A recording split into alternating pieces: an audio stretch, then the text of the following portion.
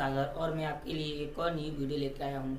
इस वीडियो में हम वैद्योद्रोह का पार्ट सेकंड, जिसमें हम वैद्योद्रोह के कारण निरक्षीय अथवा अनुप्रस्थ स्थिति में वैद्युत क्षेत्र की तीव्रता का व्यंजक स्थापित करेंगे। इससे पहले क्लास 12 फिजिक्स से रिलेटेड वीडियो देखने के लिए हमारे चैनल EBS इंस्टीट्यूट को सब्सक्राइब करें तथा बेल आइकन दबाना न भूलें, जिससे कि जब भी कभी कोई न्यू वीडियो अपलोड हो उसका नोटिफिकेशन आपके पास सबसे पहले पहुंच जाए। आइए देखते हैं वैद्युद्रोह के कारण निरक्षीय अथवा अनुप्रस्थ स्थिति में विद्युत क्षेत्र की तीव्रता। इससे पहले हमको ये डायग्राम समझना होगा। इसको समझने के लिए थोड़ा गौर से देखते हैं। जैसे हमने डायग्राम पहले ही बना रखा है, उससे देखिए। इसमें मैंने बोला माना कोई वैद्युद्रोह AB जो कि प्लस Q तथा माइनस Q से मिलकर बना है। इनके बीच की दूरी 2L तथा मध्य बिंदु O से R दूरी पर बिंदु P पर वैद्युत क्षेत्र की तीव्रता का व्यंजक स्थापित करना है। तो हमने देखा माइनस Q प्लस Q से बिंदु P की दूरी कितनी हो जाएगी, R² प्लस L², और माइनस Q से बिंदु P की दूरी कितनी हो जाएगी, अंडर रूट के अंदर R² प्लस L²। अब कुछ लोगों के ये मन में डाउट होगा, ये I कैसे? अपने 7 या 8 या 9th में एक पाइथागोरियन ट्रिक पढ़ी होगी, इसको बोलते हैं हाइपोटेन्यूज स्क्वायर बटे यानी base square plus perpendicular square. इसका निकाल के तो बेस हमारा कितना है L², परपेंडिकुलर R²। जब हाइपोटेन्यूज निकालेंगे तो H की वैल्यू कितनी हो जाएगी, R² प्लस L² के बराबर। आगे समझो ये कितना हो गया, हाइपोटेन्यूज बराबर अंडर रूट के अंदर R² प्लस L²। ठीक है, इसको रब कर देते हैं। उससे पहले हम जानते हैं कि हमारी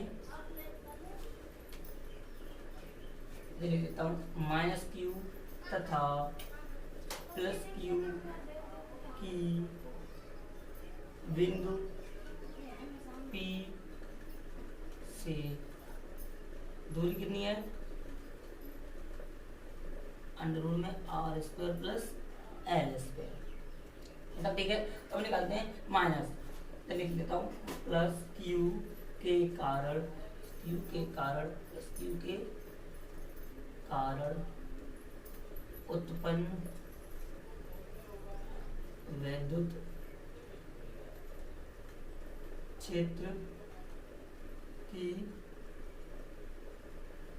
तीव्रता कितनी जाएगी, प्लस Q के कारण यानी EA बराबर वैद्युत क्षेत्र की तीव्रता का फॉर्मूला आप लोगों ने मैंने पहली वीडियो बनाई थी सेकंड, उसमें लिखा था मैंने 1/4πε0 × R², ये दिखाई थी। अब इसी के अनुसार हम लिखेंगे तो EA बराबर, क्योंकि वहां पर ए बिंदु पर निकाल रहे हैं, तो EA बराबर कितना जाएगा 1/4πε0 × K।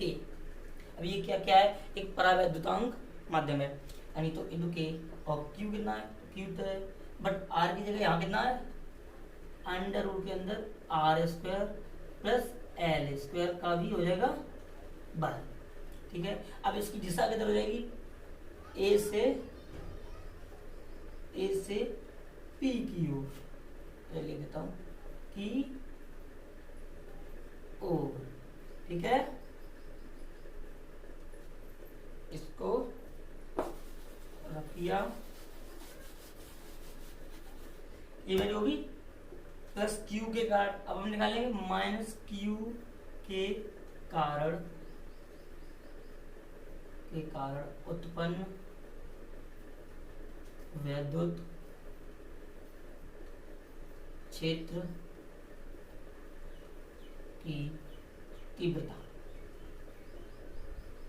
हाँ, तो माइनस Q कितना P बिंदु B बिंदु पर है, तो क्या हो जाएगा EB बराबर 1/4πε0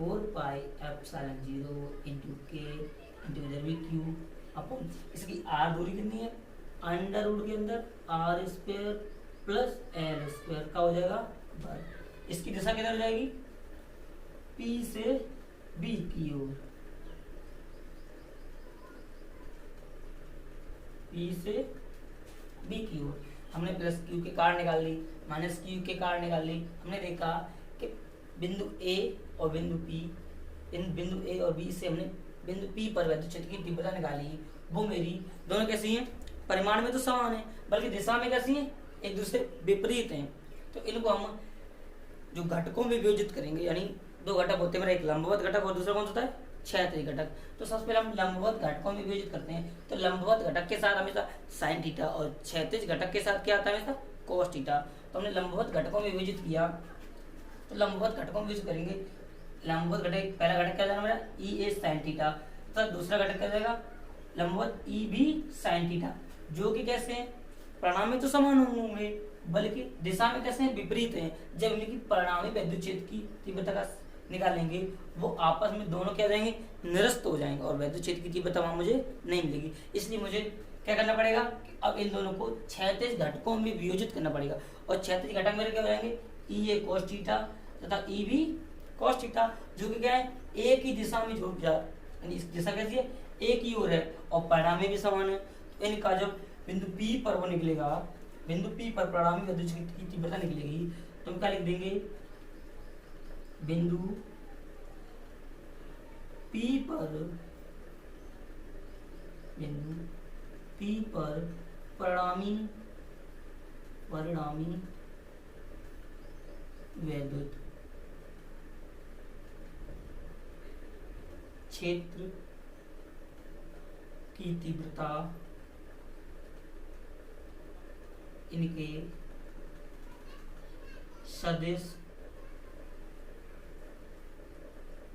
योग के बराबर होगी, के बराबर होगी। तो बिंदु पी पर कितनी जाएगी, वेक्टर ई बराबर क्या हो जाएगी, E A cos theta plus E B cos theta. अब ई ए की वैल्यू हमने किधर निकाली, इधर, इसकी कार्ड प्लस की कार्ड, और ई बी की माइनस कार्ड। तो इन दोनों की वैल्यू हम रख दूं, इससे पहले हम इसको रख दूं, तो रखते हैं। ई की वैल्यू कितनी है, 1/4 pi epsilon 0 into K into Q upon क्या हो जाएगा, R square plus L square हो जाएगा, इंटू क्या हो जाएगा, cos theta plus E B की वैल्यू कितनी मेरी, 1/4 pi epsilon 0 into K into Q कितनी जाएगी, R square plus L square into cos theta. क्योंकि आगे मेरा अंडर रूट था, तो अंडर रूट ने स्क्वायर काट दिया, तो सर क्या बचा, R square plus L square. अब जो कि ये दोनों क्या है, दोनों की वैल्यू बराबर है, इन दोनों को हम जब जोड़ेंगे तो कितनी जाएगी, 2 into 1/4 pi epsilon 0 into K into Q into R square plus L square, और साथ में क्या चल रहा है, कोस थीटा, क्योंकि दोनों बराबर है। कभी आपने जोड़ा होगा, जैसे 1 जोड़ेंगे तो कितना होता है, 2। इसी प्रकार से ये जोड़ेंगे, यानी ए प्लस ए जोड़ेंगे कितना होता है, 2a। इसी प्रकार ये भी हो जाएगा, कितना हो जाएगा, 2 into 1/4 pi epsilon 0 into K into Q upon R square plus L square into cos theta. इससे आगे करने के लिए हमको ये वाला चीज रब करनी पड़ेगी। इसको मैंने रब किया,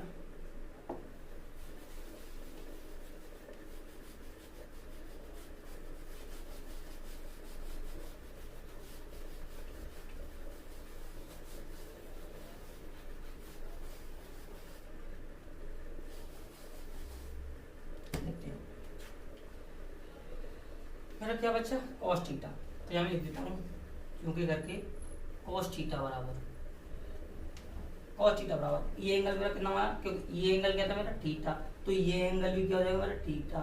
तो मुझे कॉस थीटा के पदों में वैल्यू निकालनी है, तो कॉस थीटा बराबर क्या होता है मेरा, बेस अपॉन हाइपोटेनियस। क्या होता है, बेस अपॉन हाइपोटेनियस। तो बेस कितना मेरा, एल, हाइपोटेनियस कितना मेरा, अंडर रूट के अंदर R square plus L square. तो कॉस थीटा की जगह ये रख दूं, तो वेक्टर ई बराबर क्या मिलेगा 1/4πε0 into K into Q upon R square plus L square into cos theta ये रख देता हूँ क्या एल अपॉन अंडर रूट के अंदर R square plus L square. इतना समझ आया होगा। तो वेक्टर ई बराबर क्या हो जाएगा 1/4πε0 इंटू के सॉरी 2 मल्टीप्लाई और चलाते हैं। तो 2 का अगर मैं इधर करूँ q इंटू 12 2 को उठा के के पास रख दिया 12 हो गया कि वो मल्टीप्लाई में था। तो मल्टीप्लाई कैसे भी कर लो वैल्यू उतनी ही आएगी। अब देखो इसकी पावर 1 होगी और अंडर रूट का मतलब क्या होता है 1/2 पावर। तो दोनों कैसे गुणन में तो गुणा में क्या होता है पावर आपस में ऐड हो जाती है। तो इनको करेंगे तो 1 + 1/2 करेंगे तो कितना हो जाता है 3/2 ये होता है। इसी प्रकार तो R square plus L square में पावर कितनी हो जाएगी 1 और आधी जोड़ेंगे तो 1.5 हो जाएगी मतलब 3/2 हो जाएगी। तो देखो आप लोगों ने पहली वीडियो में इसका फर्स्ट पार्ट में देखा होगा ये p ये बराबर क्या होता है q इंटू 2l। अभी p क्या होता है मेरा वैद्य द्विध्रुव आघूर्ण ठीक है। तो q इंटू 2l की जगह क्या कर दूं p तो 1/4πε0 into k into q into 2l की जगह क्या कर दूं p नीचे लिखता थोड़ा वेक्टर ई बराबर 1/4πε0 into K into P upon R square plus L square का हो जाएगा 3/2। अब आप लोगों ने देखा यहाँ तक मैंने कर लिया। अगर मैं लिखूँ इधर करके तो मैं चाहूँ यदि एल जो है यदि एल आर के सापेक्ष नगण्य है कैसी है आर की वैल्यू बहुत बड़ी है किसके सापेक्ष एल के सापेक्ष। तो एल को हम नगण्य आर के सापेक्ष एल को नगण्य मानने पर तो ये जो मैं लिख देंगे यदि R is greater than L तो आर स्क्वायर की वैल्यू और ज्यादा बड़ी होगी। जैसे बेस्ट एग्जांपल हमने आर की वैल्यू 2 मान ली कितनी मानी आर की वैल्यू मैंने 2 मान ली ठीक है और एल की वैल्यू 1/2 जाहिर सी बात है ये बड़ी है से। अब इसका स्क्वायर करो दोनों का तो 2 का स्क्वायर 4 इसका स्क्वायर करेंगे 1/4 तो ये वैल्यू इससे और बड़ी होती चलेगी होगी नहीं होगी तो समझ आ गया होगा। इसीलिए तो R square is greater than L square होगा तो लिख देंगे मैं एल को छोड़ने पर जब एल को छोड़ेंगे इसको ऊपर देता हूं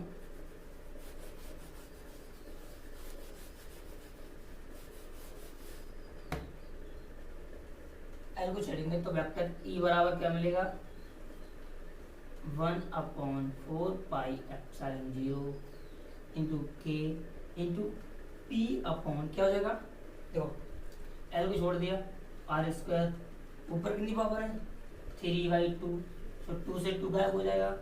तो वेक्टर ई बराबर क्या मिलेगा 1/4πε0 into K into P upon R Q.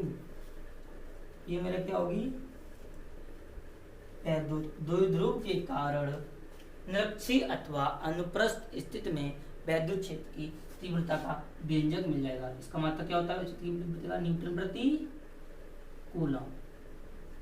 अगर आप के की बराबर 1 रखना चाहते हो तो के की वैल्यू हट जाएगी। जब कोई दूसरा बड़ा वैद्युतांक माध्यम हो उसकी वैल्यू कुछ अलग होगी ठीक है तो समझ में आ गया होगा। ये मेरे क्या है वैद्युत द्विध्रुव की निरक्षीय अथवा अनुप्रस्थ स्थिति में वैद्युत क्षेत्र की तीव्रता का व्यंजक स्थापित हो गया जो कि मुझे क्या मिला वेक्टर ई बराबर 1/4πε0 into K into P upon R cube. तो वैद्युत द्विध्रुव की थर्ड पार्ट क्या है मेरा वैद्युत द्विध्रुव की किसी भी स्थिति में वैद्युत क्षेत्र की तीव्रता का व्यंजक। ये व्यंजक में स्थापित न करेंगे बल्कि डायरेक्ट क्या लिखेंगे इसका फॉर्मूला लिखेंगे वो देख लो। वेक्टर ई बराबर क्या होता है मेरा 1/4πε0 into K into P upon क्या होता है आर क्यू इंटू क्या होता है साथ में 1+3 cos थीटा। ये मेरा क्या होता है न्यूटन प्रति कूलम।